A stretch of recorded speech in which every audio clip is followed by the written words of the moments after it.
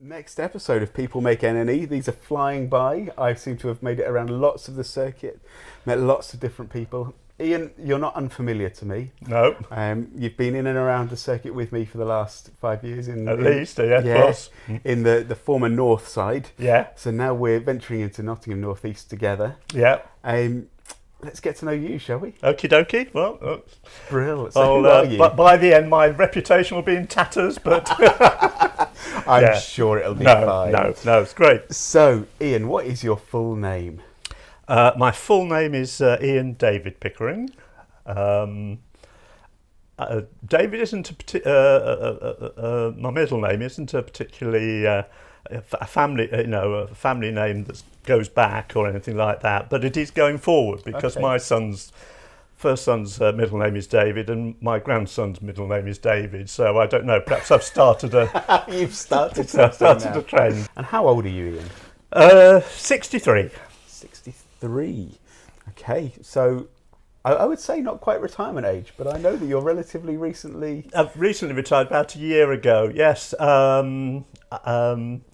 I've had episodes of mental health issues, particularly, when around the age of 50, I had quite a bit of a torrid time. But anyway, the decision to retire early, it happened. I was sort of my wife retired, and we just felt there were things we wanted to do, and we wanted to be able to give more time to church. And so, we have to cut our cloth to with that in mind. But so that's the reason for going slightly early. Well, there we go. It's plenty of years to enjoy it. Then. Absolutely. So, what is your role here in Nottingham North East? Right. I suppose two main roles. The first one is that I'm a local preacher. I was accredited about 20 years ago, and my other job in circuit is as one of the church stewards, and sort of as a consequence of that, I'm also currently a representative at the district synod. So, okay, yeah, brilliant. 20 years as a local preacher, 20 plus years as a 20 local plus preacher. years, yeah. How long have you been doing sort of circuit stewarding? Yeah, I've been trying to remember that, and perhaps I ought to, particularly if there's such a thing as a 6-year rule. But I taking into account the time with Nottingham, Nottingham North, probably about 6 or 7 years. So how long have you been here in the Nottingham North East area? My wife and I got married in 1982. We both it's been 2 or 3 years in teaching. At the time we got married, I was in London, North London, teaching down there, and my wife was teaching here in Nottingham. And initially I couldn't get a job straight away, so for a year I was literally going down to London for the week and coming back at weekends. Wow. So I did. But that was for a year. Fortunately, I managed to get a foot in the door, so to speak. So I suppose in an active sense since 1983. So what's that? 38 years? Yeah, it's quite a few years. Yeah. We've talked about time in this area. We've talked about kind of what you do here in the circuit. But what did you? I mean, you mentioned teaching. Yeah. As I say, 20 years in teaching, working in the primary sector, principally working with children between the ages of 8 and 10. I spent a lot of time with that sort of age group and loved it to bits because I don't know I find it very difficult with the really young, and but there's a sort of an enthusiasm around that age group. So at that age, and I enjoyed that. So 20 years, and then came out of the profession on health grounds, and then I went. I was limited by terms of pension about what I could do or how much I could earn and so on, which is fair enough. But I wanted to keep in the sphere of education, and so I took up a post at the Home Brewery building in Arnold as an admin assistant, and I was working for what was called then the early years team. It formed part of the inclusion support service, as it was called, and my role was administrative, taking phone calls, typing reports, and so on. But it was also supporting two groups of people.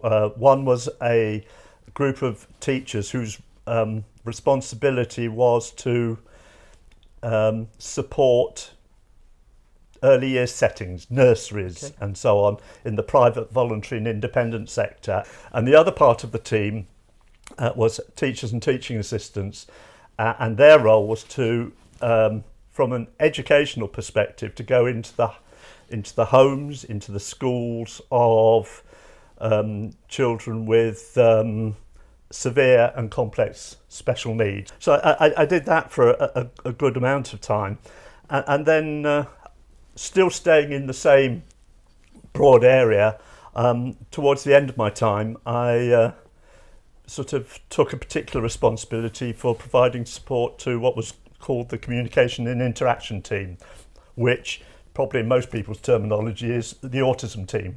Okay. And so teachers and teachers assistants going into predominantly schools, but also homes, but predominantly schools, and just trying to help the staff and help the school make provision for those children with autism. And it really was an eye-opener, just to, because I knew a bit about autism, but just the individuality of the what autism is, and trying to sort of tailor as much as you could within a situation like, in a circumstance like a school, trying to do that. Immense respect for the people who did that, and I had the privilege from time to time to, particularly in phone calls, I would be speaking to parents and so on, and sometimes they were coming in a sort of distressed state or in a state of stress and tension, and in a sense, in a sort of way, I saw it as a privilege to be able to sort of step in.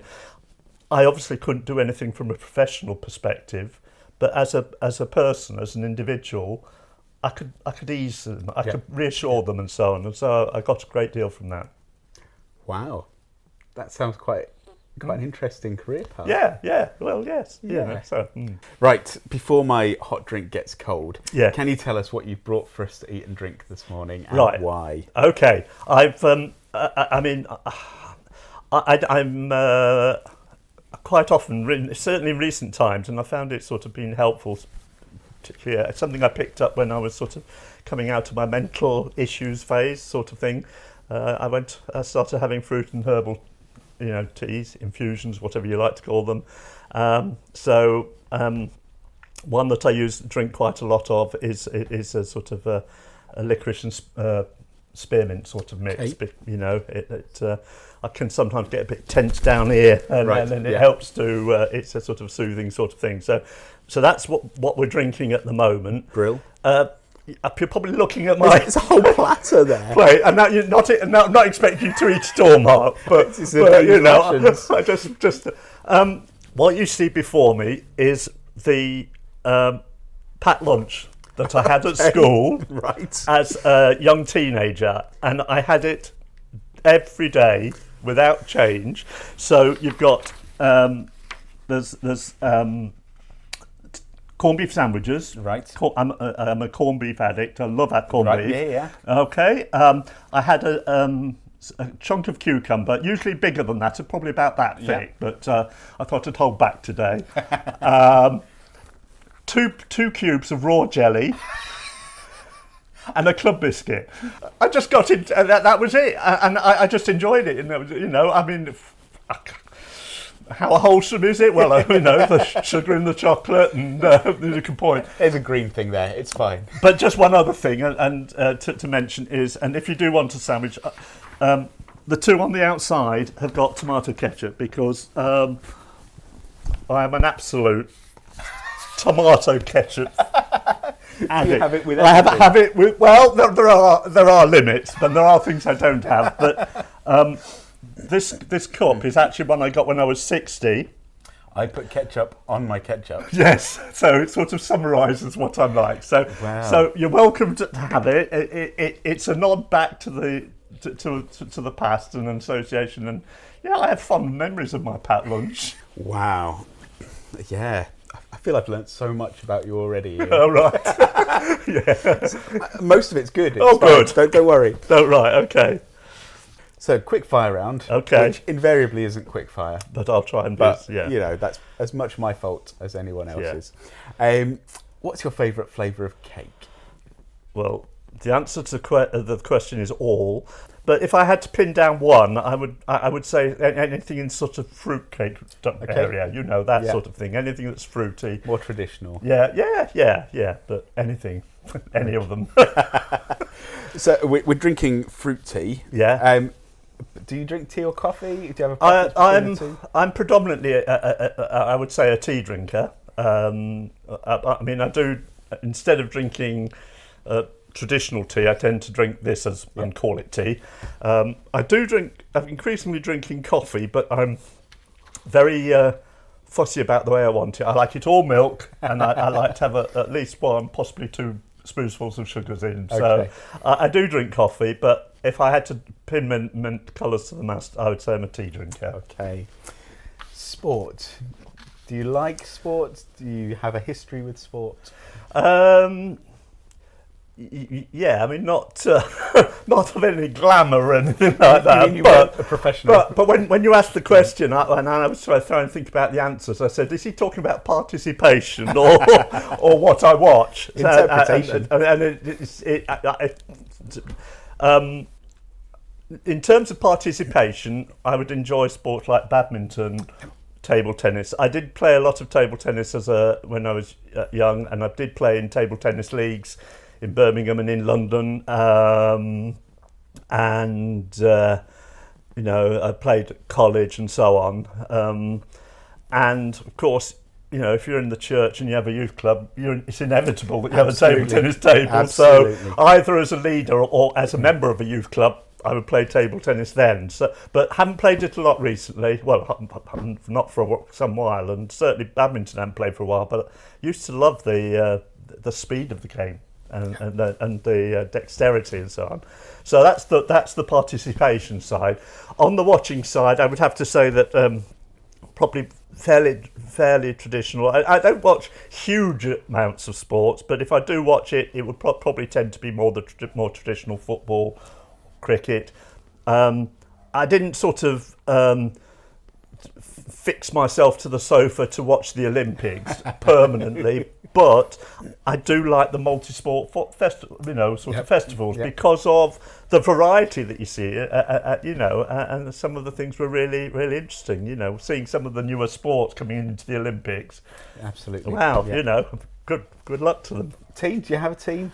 Well, I named two teams. I must be a glutton for punishment with one. You're not another Norwich City fan, are you? No. My father-in-law is, but Tottenham Hotspur is my team. So the reason perpetual wannabes. Yeah, they seem to be able to dig themselves holes and all sorts of things. But you know, I am, you know, always have been, because there was a lady in our congregation in London when I was say a child, who took me to, well, first of all, it was to second team games at White Hart Lane, and then I sort of gravitated to first team games and so on, and I even managed to make it to a League Cup final where I saw Spurs defeat Norwich City. Since you mentioned Norwich City, I was at that game, and interestingly enough, I had somebody gave me a little stool, very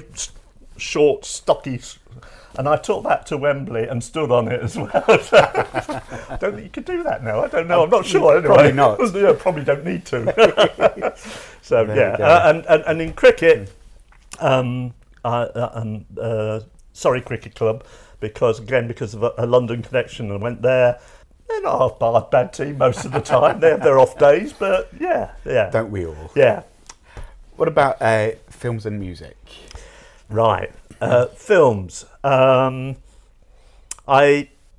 My absolute favourite is A Matter of Life and Death, which is a film by Powell and Pressburger in the 1950s. Okay, it's a little bit before my time. Right, but- it's sort of described as a fantasy romance, and David Niven is the sort of star name. All those people like Marius Goring and who else?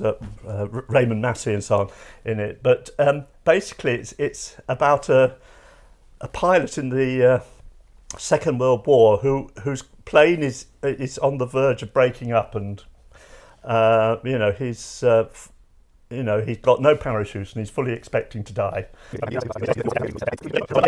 Is it life? Is it death? Sort of thing. But it's just a quirky film that I love. Okay. So that's my absolute favourite. And music?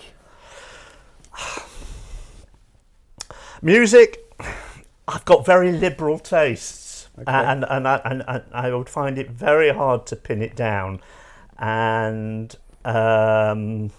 it's very difficult to say what my favourite is.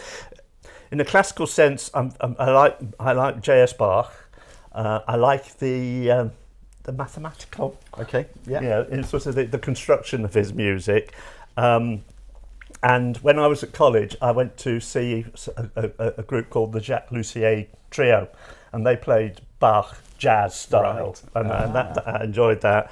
And then Oscar Peterson, Right. enjoyed. But I'm a child of the 60s and 70s. I can't say I can keep up with modern bands. There's too many different sort of platforms now for me to keep. But I liked Roy Orbison, and I always thought ABBA brought a good quality of song through. Okay. So you can take your pick from that lot. No, there's plenty there. And just as a sort of a comment, I just wish that that perhaps music wasn't quite such an issue in our churches.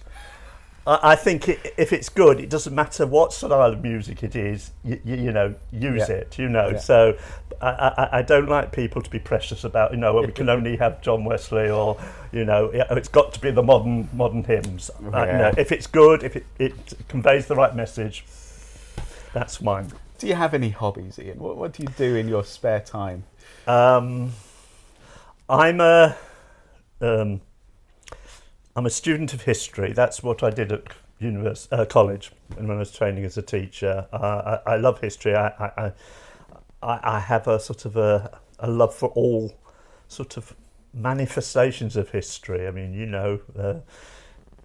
dates and events, but also the social aspect of history. Okay, very much that. Why people did things, what made them tick, what was life like for them, that sort of thing. That appeals very much. But with all that in mind, my main passion at the moment is genealogy. I did it as a child because we lived in London. We had access to Somerset House, Public Records Office, so we used to go there. And the thing that prompted the start of it was that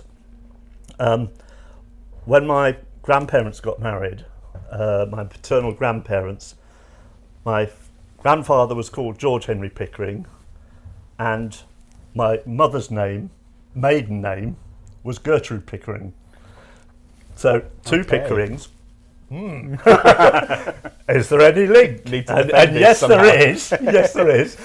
Fortunately, it's not too close a link in terms of relationships. We're not going to sort of have problems with our DNA or whatever you like to say. But going back to 1800, we find two brothers, and they're in the sort of North Leverton area, north of the county, and that's where the common ancestry. So that was one reason. The other reason was that, and I'm offering a sob story here. I never knew any of my grandparents. Okay. I didn't know them. I know that, and I've got a photograph that shows my paternal grandmother holding me as a baby in Torquay, but obviously I've got no memory, and I just wanted to know more about them. I mean, you know, there are interesting features. My dad's family, there was sort of 4 out of the 6 were local preachers. Okay. At the same time, Right. and they would go out in a car or whatever they travelled in, and they would be taken around the circuit and dropped off at different churches to take services, and then got picked up again. So, there's that sort of background. That's North Nottinghamshire, South Yorkshire, and the other one is this gentleman, and I don't know whether people can see that, but this is my maternal grandfather. His name's William Wallace. Not that William Wallace, the other. Not William not Wallace. Braveheart. No, he's a bit more closer to. But he was an interesting character. Came from fairly humble backgrounds in Dunfermline in Scotland, and then he had a conversion experience in the war. Okay. Do you mind if I read it? Because this Go for it. He when he was a minister, he was at the Victoria Hall in the Mission in Sheffield, and he did broadcast services for the armed forces, and this is him describing his if you like his conversion. During the last war, a young company commander was standing in a trench in France, waiting for the signal to lead his company over the top. The padre came and stood by his side, and nothing was said for a moment or two. Suddenly, the company commander turned to the padre. "Padre," he said, "if this is all your Christianity can do in 2,000 years, I would be downright ashamed of it and would take that parson's collar off." Quick as lightning came the correct reply from the padre. "Yes," he said, "and if I'd done as little to help Christianity as you have done, I would be downright ashamed of myself. It isn't Christianity you ought to blame for this dirty job you have to do. It is folk who take all the benefits of the Christian religion but don't lift a finger a bit or to give a threatening piece to help it."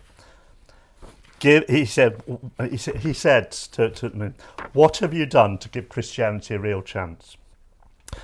That question got right home to that young officer. He never had it put to him as straight and as personal as that.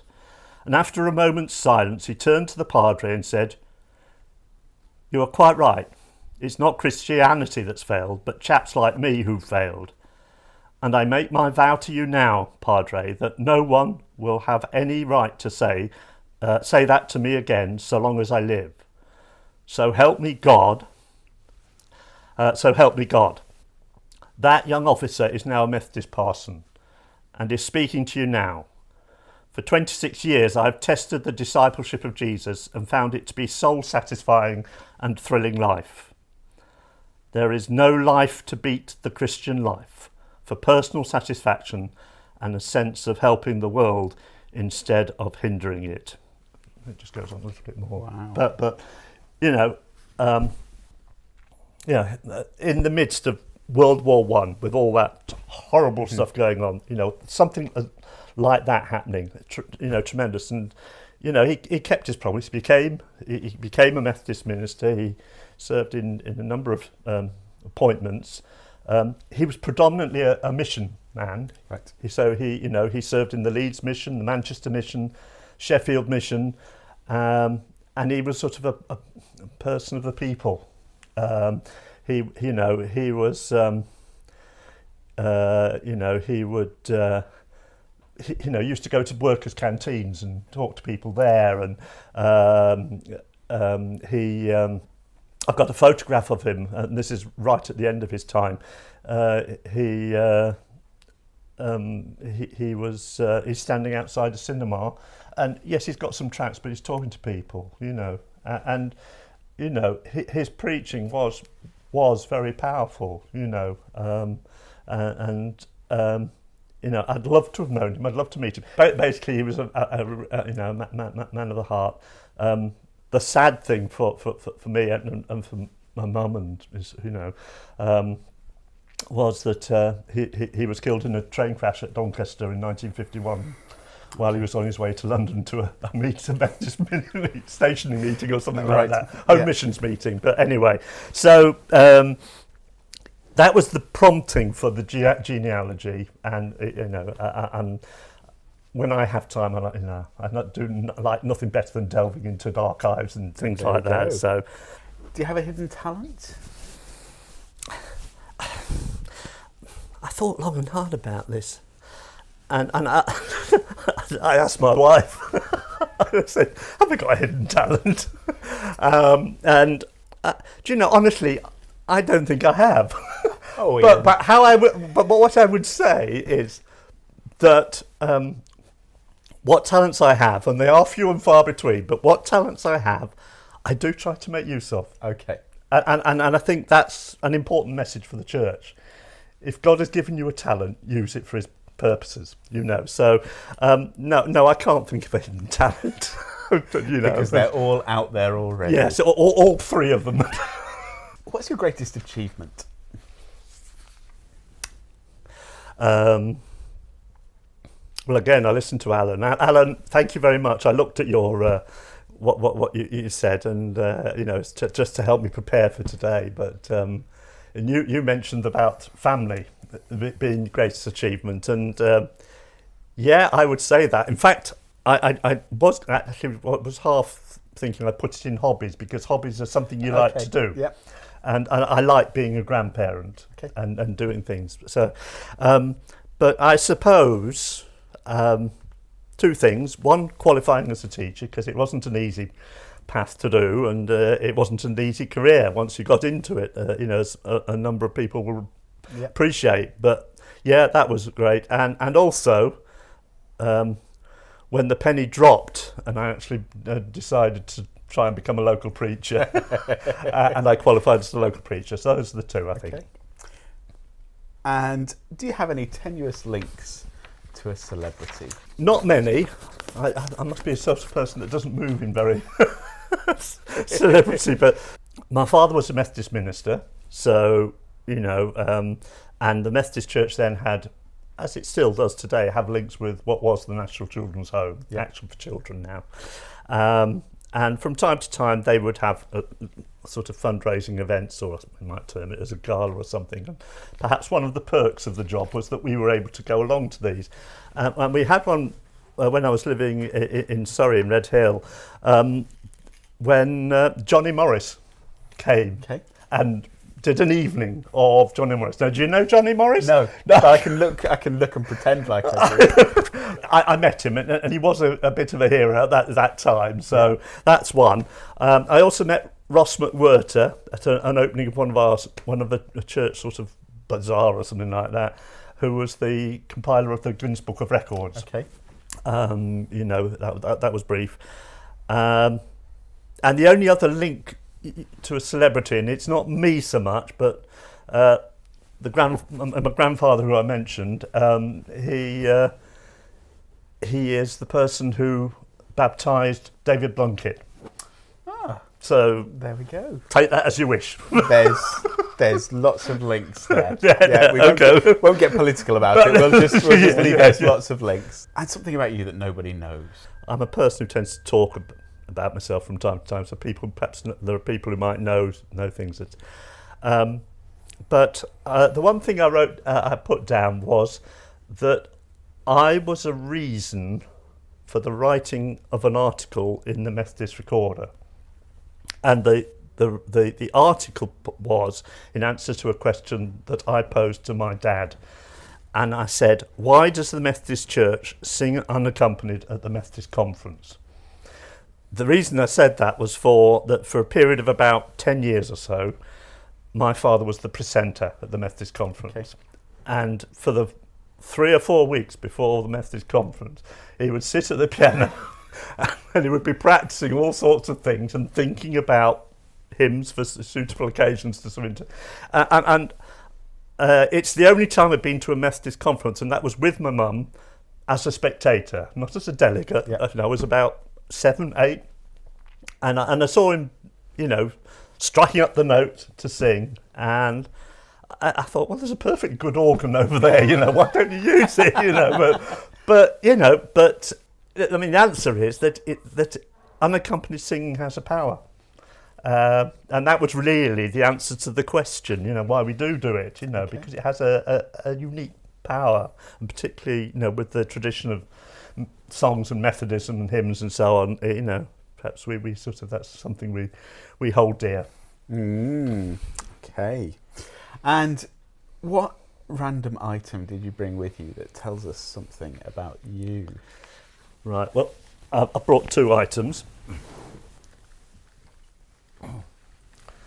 This is where, right.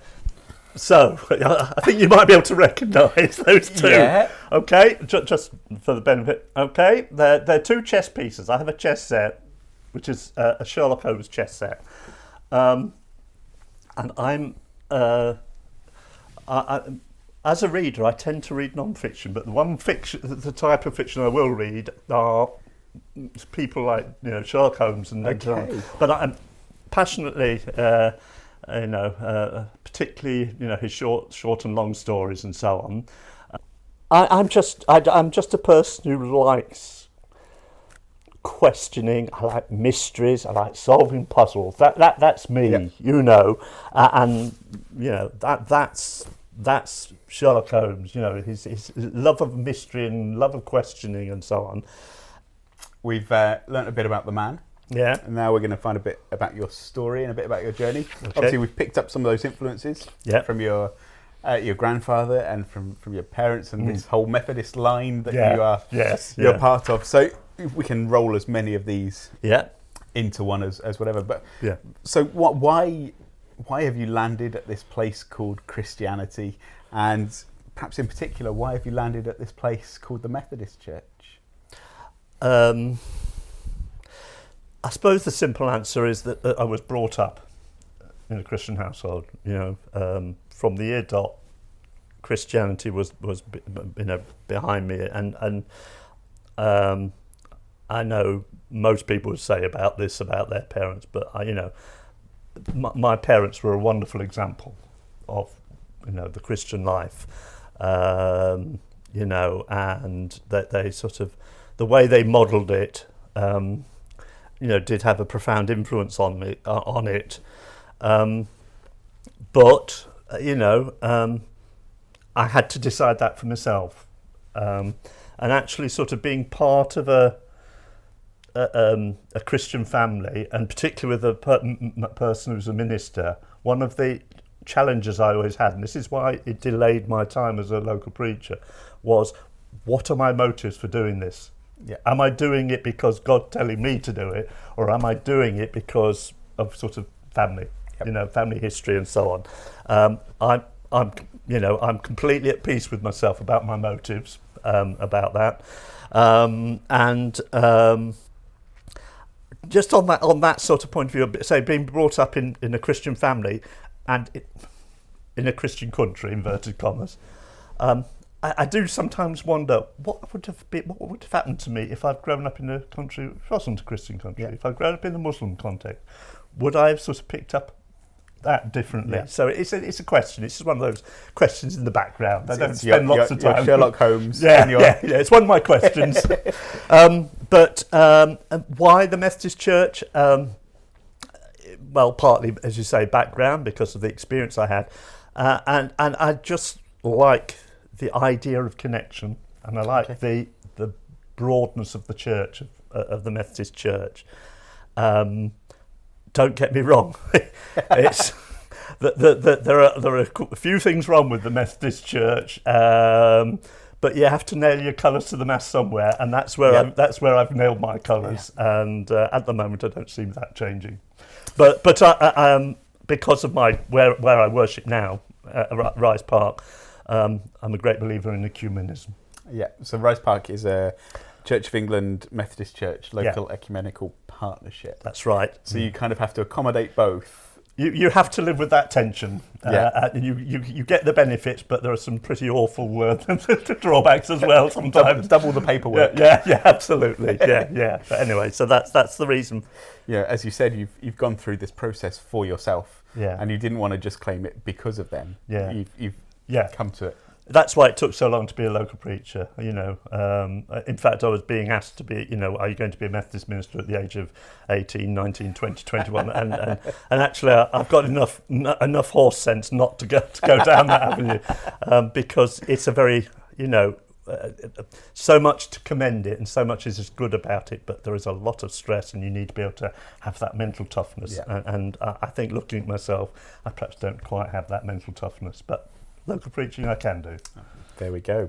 So we've said that you got your calling for local preaching 20 odd years ago. Yeah. Well, perhaps before that, but you finally went for it 20 odd years ago. Yeah. How did that come about? How did you understand that was something that you were supposed to do? And the same with being a steward.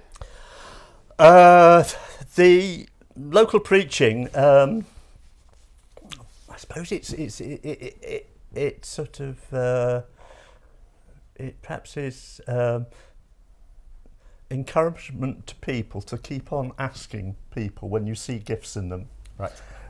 Because I think that's what happened. You know that I did have sort of I did do sort of preaching. At college, I was part of a worship team, and we went out to churches. Those people who know Rise Park in its earlier sort of days, they had a group called the Mission Band, and it was a group of us who went out into the circuit taking services, and you know sometimes we just did a Bible reading, but sometimes eventually I did a sort of a bit of preaching and so on. And I seem to picture, and I can't quite remember who was sitting around the table. I think it was Graham Fawcett, but it may have been John Staten. We were sitting around the table having our sandwiches at a district synod during the lunch hour, and the question was asked. And for some reason, at that time, why a district synod, I don't know, but it spoke to me. And you know, that's where it started. And the more I tested my call, the more I realised that I felt that I wasn't obviously God's complete answer to preaching, but I actually did have a gift that I could share with others. So yeah, Circuit Steward. I think I mentioned that I was approached at a time when I felt things were interesting and happening. Right. You know that I felt a certain excitement about the role.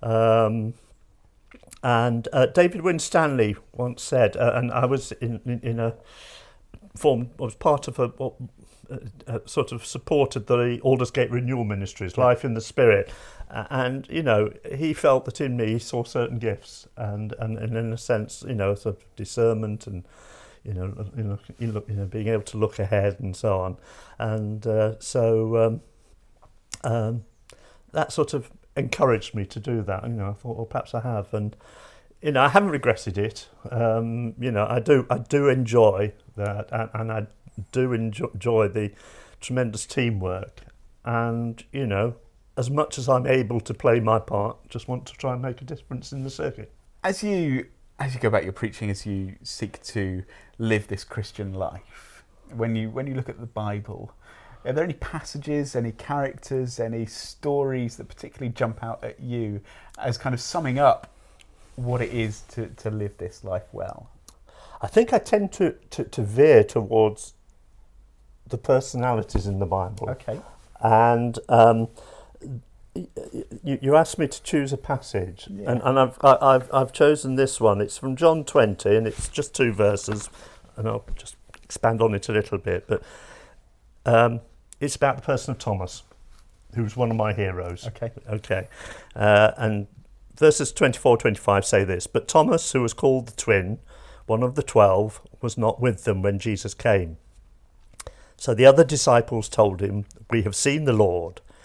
But he said to them, 'Unless I see the mark of the nails in his hands, and put my finger in the marks of the nails, and my hand in his side, I will not believe.'" And I think this is something perhaps I picked up well, from my father, but also my mother. It's about, it's all right to ask questions. It's always all right to ask questions about your faith. It's, it's okay to have doubts. And in a sense, if you don't have questions that need answering, then the danger is that your faith becomes static. Yep. So I'm a great believer in asking questions, that perhaps people feel you shouldn't ask. But I like to ask anyway. And I'm firmly of the opinion that if God thinks I'm going off the straight and narrow, he'll do something to try and put me back on the straight path. It's okay to wrestle with God. Yeah, it's okay to wrestle with God. So that's why I chose that passage. Brill. And before we take a quick break, what hymn or worship song do you find speaks to you most at the moment, and why? My favourite hymn at the moment, and things change, but my favourite hymn at the moment is Meekness and Majesty. Okay. Because for me, it sort of expresses what some people would see as the paradox between God as almighty and personal, and all those sort of questions, and the God who could you will do this, but he doesn't. He came down to earth. He moved amongst us. He stayed in the mess of life and made a difference.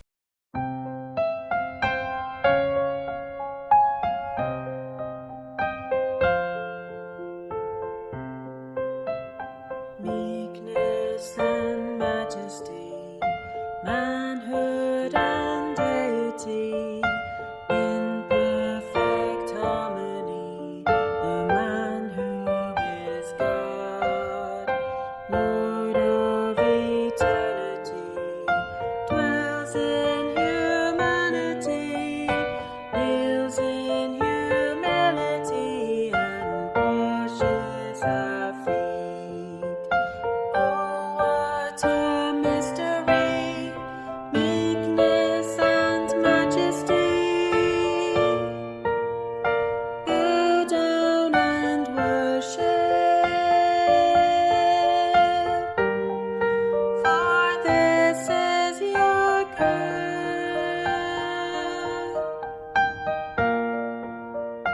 This is your God.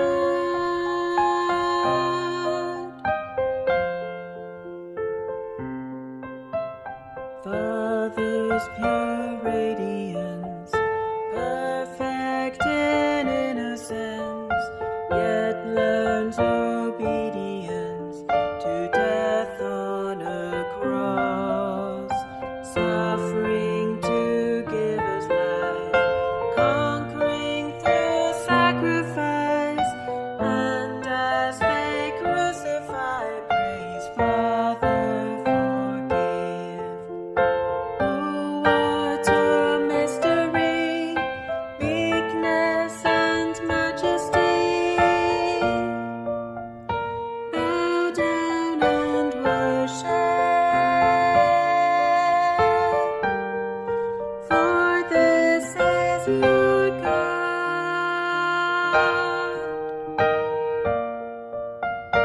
This is your God.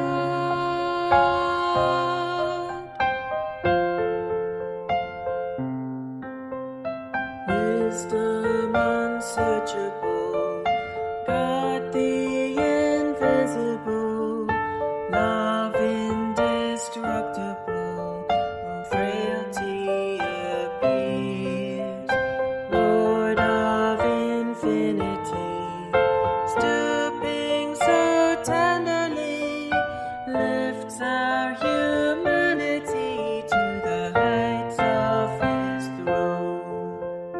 Oh, what a mystery, meekness and majesty. Bow down and worship, for this is your God.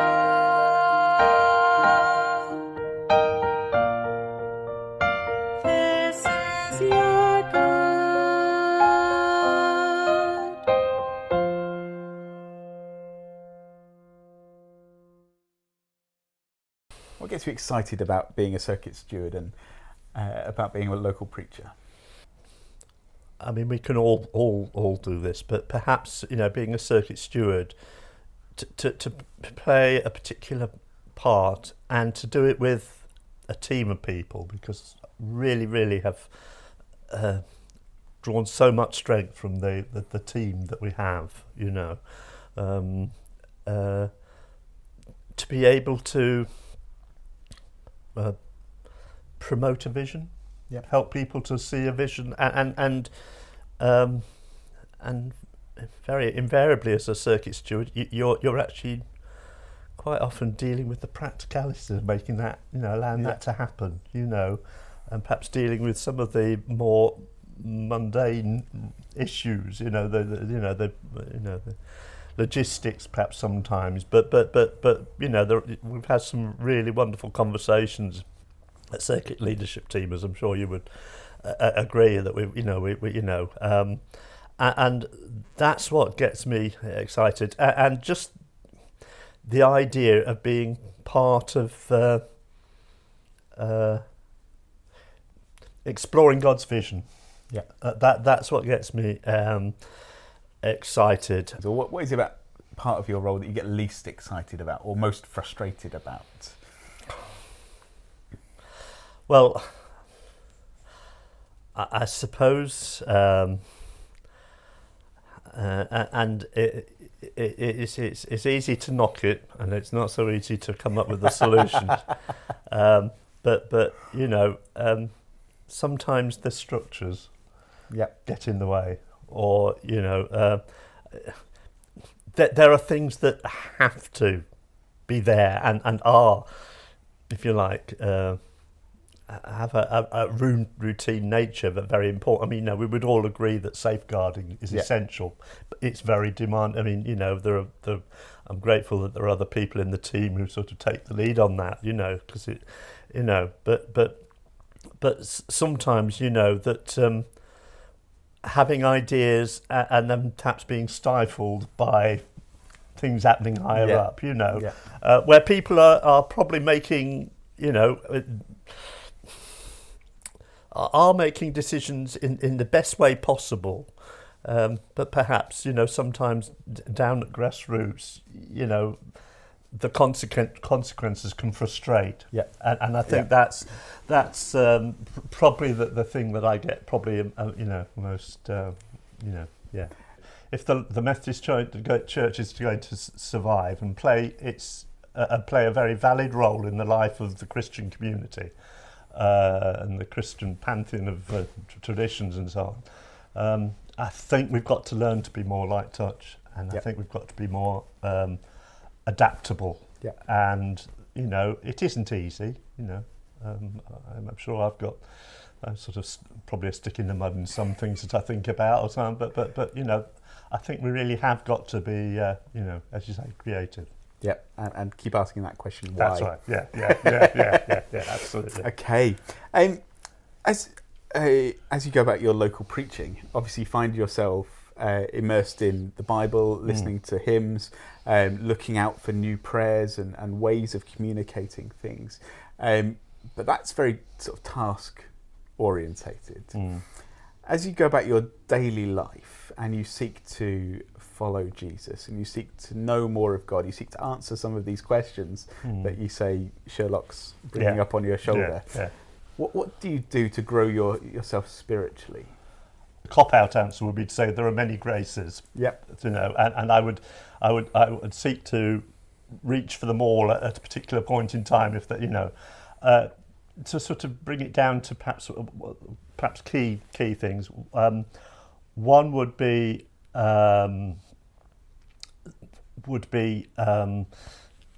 my own personal study, and I use the guidelines, which is the Bible Reading Fellowship, holding it up for promotion. I'm sort of looking at the moment, the current group of readings is about is taken from 1 Corinthians, and it's sort of dealing with the marks of Christianity, and the section opened, and the very last sentence says, "We can be part of the solution, not of the problem," and I think that says it. We can either go with Christ and go for Him, or we can be part of the problem. We can become obstructive, and I let self get in the way now. As you read on, I came on, I think it was a couple of days ago, it's talking about the conscience and having a robust conscience. And just to pick out a couple of sentences, there is a saying, in essentials, unity. In non-essentials, diversity. In all things, charity. Yeah, that's what's important. That's important to me, and it's helped me. And one of the other practices, and these are books I've read recently. And reading is very important, and I tend to. It's always a case of read for a reason. I don't just sort of, I have a question and I want to seek it.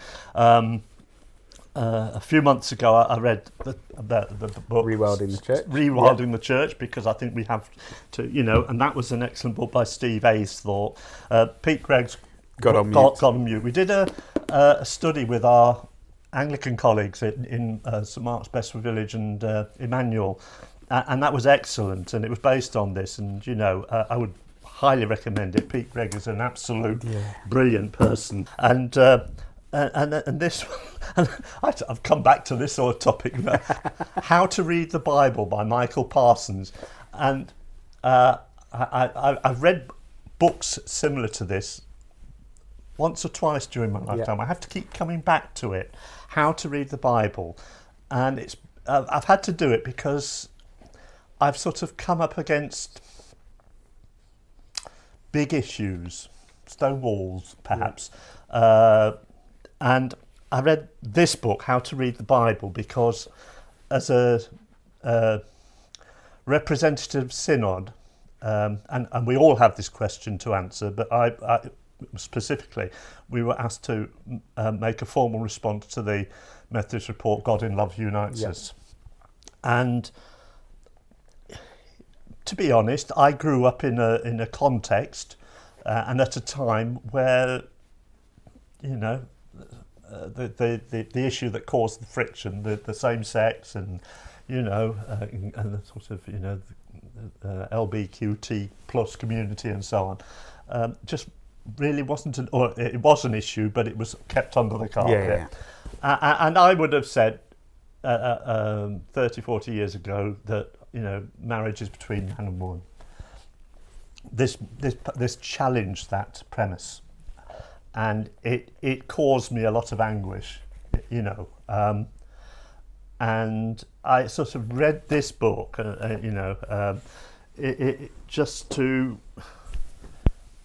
just sort of let me revisit the word, because the word of God is so important, and how we read it and so on, and it helped me through that subject. And there are still I still have sort of twinges of anxiety about the subject, but I chose to support the report because I think it's important. It's more important that we include people in the Christian faith than to find ways of excluding them. Some people might start saying, well, that's a bit wishy-washy, you just let anything go, but it doesn't feel like that to me at all, So reading, and something that I haven't been able to do enough of in the last 18 months is fellowship groups. Always one who'd like to be involved with fellowship groups. A couple more questions then, which you might well have answered already, given some of the things that you've said through your reading of things. But what have you learnt about God recently that you'd like us all to hear? Going back to my time with the Aldersgate Renewal Ministry, very demanding, emotionally drained by the end of a weekend when we've done that, because we were doing a lot of praying with people and so on.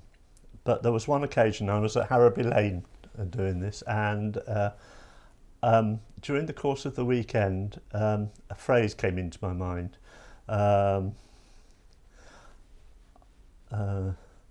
the phrase was, our God cannot be confined, our God cannot be defined. And we all, we all have to try and define to a certain extent, and I wouldn't argue, argue with people doing that. But the danger is that we make God too small. Absolutely. Okay, and so I came. Again, I'm a great believer. When I was thinking about what random item to bring, we have got a scallop shell somewhere in the house, but I understand it's now in Newark with my granddaughter, so I haven't got it to hand. But the scallop shell and its meaning in churches about the pilgrim way. The image of pilgrimage is very important to me, sort of with that in mind, I came across this quote, which is ascribed to John Newton, and I think it expresses something of what I feel. And he says, "I am not what I should be. I am not what I want to be. But I'm not what I was. And by the grace of God, I am what I am." And that, I think, speaks, God is, I'm a work in progress, and God hasn't finished with me yet. I've got lots of rough edges, but, He's made a difference, and He's carrying on making a difference. So, yeah, that's probably the message I would. Brilliant. What is your sense of what God is calling us to? What is your hope and your vision for us as a circuit in light of who God is and our mission as the people of God? What do you hope that our future will hold? Well, the answer is I hope it holds something very exciting. It's a simple answer, and I believe it will do.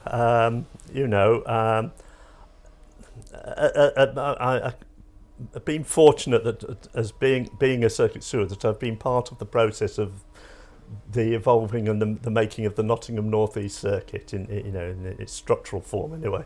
Yeah. That it has been a very I can't remember what there's a word for it, but it's been a very natural process. It's evolved. It's not been forced. Yep. There's been a sort of growing awareness and a growing together that has been experienced at circuit leadership level, and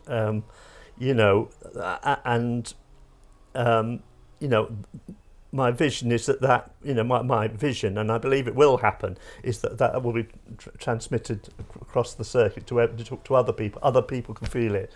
I think, and I hope this for myself as much as for everybody else, that we just really try and get hold of the vision that God is presenting to us, and be part of the solution, not part of the problem, and that we're able to see where we can make a difference in our individual settings, because a lot of it will happen in the local church, but to allow the circuit to be able to support that. So I think that's absolutely. So as we finish, would you mind praying for us? Yes. I've got a blessing, because it seems the right thing to do to have at the end. Yep. But I'm just going to open with an extempore prayer. But anyway, let's pray. Heavenly Father, we do thank you that you are a wonderful God, a God of power, a God of intimacy. That wonderful paradox I was talking about earlier when speaking about my favourite hymn. But Lord, I just want to pray for the circuit as we embark on on a new way of doing things, that we move forward in a spirit of adventure, and anticipating. Let's go forward in a spirit of anticipation, to anticipate great things that God can do for us and with us and in us. So be with us, trust in his promises, trust in his faithfulness, and even if you feel you've got faith as small as a mustard seed, plant that seed, allow it to express its potential. I pray this prayer in Jesus' name. And then the blessing. Go out and imitate God, living in love. Put your hope in God's word, and let your own words be truthful and constructive. And may the majesty of the Father be the light by which you walk, the compassion of the Son be the love by which you walk, and the presence of the Spirit be the power by which you walk. Amen. Amen. Thank you, sir. All right. That's a can. We're done. Cecil B. DeMille. Yeah. Okay. Time for the editing suite.